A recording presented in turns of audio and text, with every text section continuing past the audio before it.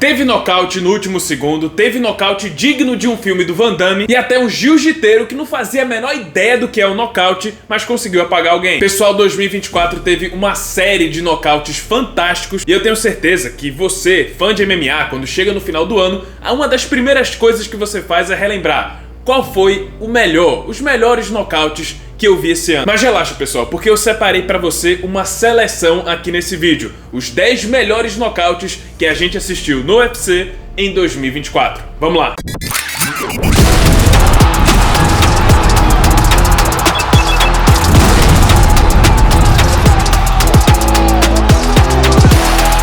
Quem vive pela espada, morre pela espada. Durante 12 anos e 30 lutas no UFC, o queixo de Max Holloway parecia indestrutível. Durante todo esse tempo de carreira no Ultimate, o Holloway nunca havia sido nocauteado e sequer havia sofrido knockdown. Apesar de ter sofrido derrotas, parecia que não importava o que acontecia com ele, o havaiano não ia cair de jeito nenhum. Por isso ele é considerado um dos lutadores mais casca-grossa da história do UFC. Só que em outubro desse ano, esse queixo perdeu a virgindade, quando o novo campeão dos penas, Ilia Topuria, colocou em prática o seu boxe e finalmente fez aquilo que ninguém conseguiu fazer em 30 lutas. Nocauteou Max Holloway, defendeu seu cinturão pela primeira vez e assim conseguiu seu primeiro lugar na lista de melhores nocautes de 2024. Mas ainda não é a última vez que a gente vai falar do Topuria. Mas antes disso, você já imaginou o Demian Maia nocauteando alguém? Pois é, algo bem parecido aconteceu no peso pena, quando vimos um duelo entre dois especialistas de jiu-jitsu, o americano Bryce Mitchell, que enfrentou Kron Gracie agora em dezembro no UFC 310. Uma luta que se tornou a prova viva do porquê puxar pra guarda no MMA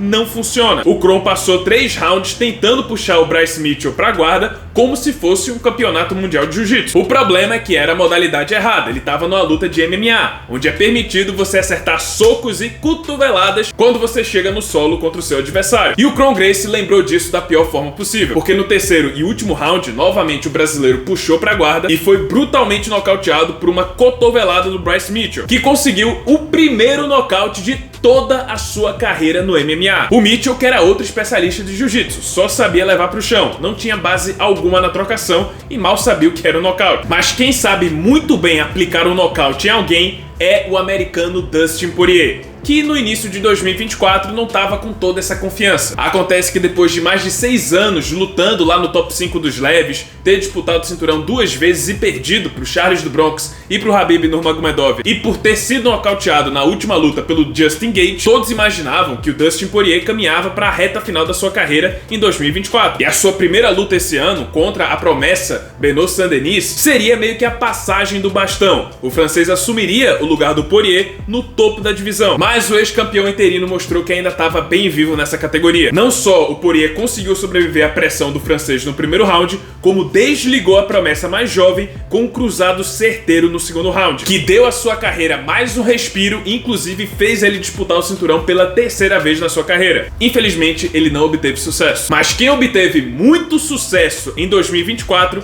foi a promessa brasileira Carlos Prates, mais uma grande cria da Fight Nerds, que em 2024 conseguiu 4 nocautes. E não só isso, todos esses nocautes ganharam um bônus de performance da noite. Mas na minha opinião, o melhor de todos foi o que ele aplicou contra o chinês Li Jingliang. Prates deu uma verdadeira aula, abusou de uma precisão absurda, que resultou em uma série de knockdowns e um nocaute devastador que colocou mais um membro da Fight Nerds no mapa. E outra promessa brasileira que já chamou atenção no início desse ano, com um dos melhores nocautes de 2024, foi o Vinicius Lockdog, que enfrentou o Bernardo Sopai. Tava sendo uma luta bem acirrada, cada um tinha vencido o round, ela estava empatada na pontuação oficial dos juízes. Ou seja, quem vencesse esse terceiro round poderia levar a luta, mas ainda havia aquela dúvida, a gente não sabia como os juízes iam pontuar. Sendo assim, o Vinicius decidiu dispensar os juízes e encerrou a luta com uma joelhada voadora digna do Anderson Silva quando enfrentou o Michael Bisping lá em 2016. Só que dessa vez, a joelhada funcionou e apagou o adversário. Falando em Anderson Silva, a gente sabe que ele era uma das grandes referências do UFC, um dos campeões mais dominantes que o esporte já viu. E outro campeão muito dominante foi o Alexander Volkanovski, Volkanovski, que passou 5 anos como campeão do peso pena. Para muitos, inclusive, ele é considerado o melhor peso pena da história do UFC, acima inclusive do José Aldo. Mas esse ano parece que ele finalmente encontrou o seu rival, o seu algoz. O espanhol, georgiano, alemão Ilia Topuria, invicto e com 27 anos de idade, que finalmente emergiu e teve a sua chance pelo cinturão dos penas. E no fim, acabou que a transição foi concluída. Ilia Topuria surpreendeu, encurralou Volkanovski na grade e nocauteou o longevo campeão no segundo round, com um boxe afiadíssimo. Provavelmente, o Ilia Topuria é o melhor boxeador do UFC na atualidade. E olha só, em 2024, o Topuria nocauteou 2 dos melhores, se não os 2 maiores campeões da categoria dos penas. Pra vocês terem noção, é como se o Poatan tivesse nocauteado o John Jones e o Daniel Cormier no mesmo ano. Ah, falando do Poatan, vamos falar do homem. O homem que marcou o UFC em 2024. Fez 3 lutas esse ano. E uma delas foi a revanche contra o Jiri Prochazka, que a gente já sabia que seria épica baseada na primeira luta. Inclusive, rendeu um vídeo no quadro Lutas Históricas aqui do canal. Recomendo que você veja. Mas nesse reencontro entre 2 campeões dos meio pesados, nesse embate entre o índio brasileiro e o samurai tcheco, o campeão brasileiro prevaleceu mais uma vez. O Poatan basicamente aplicou 2 nocautes na mesma luta. Começou pelo cruzado de esquerda no último segundo do primeiro round, o Prochazka acabou sendo salvo pelo gongo, e por fim, o golpe derradeiro, o chute alto com a perna da frente que simplesmente desmontou o Jiri Prochazka. Dessa vez a luta foi encerrada e o Alex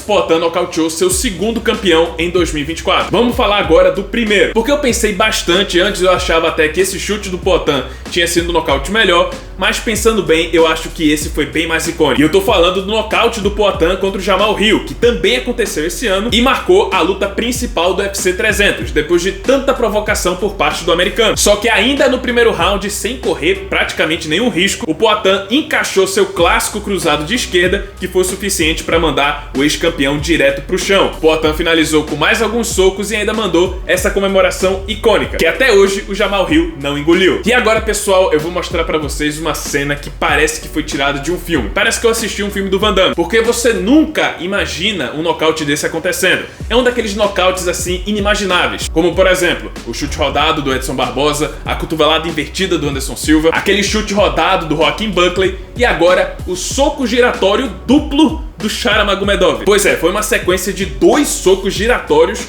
que você nunca imaginaria que funcionaria numa luta. Basicamente ele bateu de um lado e finalizou do outro, quase que leste-oeste. Acho que dá pra batizar assim esse golpe. Você nunca imagina que esse golpe ia funcionar, mas o timing, a precisão e a criatividade do Sharan Magomedov fez com que esse nocaute fora de série se tornasse realidade. E esse seria o nocaute do ano se não fosse o próximo que eu vou falar aqui na lista. Pessoal, imagina só, você tá assistindo o UFC 300, a 300ª edição do UFC, um card histórico, e nele tem uma disputa pelo cinturão BMF, que simboliza o mais casca-grossa do UFC. E a luta tá incrível, frenética, franca, e nos últimos 10 segundos, mesmo sabendo que tava vencendo a luta por pelo menos 3-1 na pontuação dos juízes, o Holloway aponta pro chão, chama o Justin Gaethje pro centro do octógono e começa uma troca frenética e franca de golpes. O cara simplesmente jogou a roleta russa nos últimos 10 segundos de uma luta ganha. Os dois vão pro tudo ou nada e literalmente no último segundo, Max Holloway acerta uma bomba que desliga Justin Gaethje e encerra a luta do ano. Olha esse cenário, não tem como ficar melhor do que isso. Max Holloway, na mesma noite, entregou a melhor luta do ano e o melhor nocaute do ano. Não só o golpe em si, mas o fato de ter sido uma luta épica, valendo o cinturão de mais casca grossa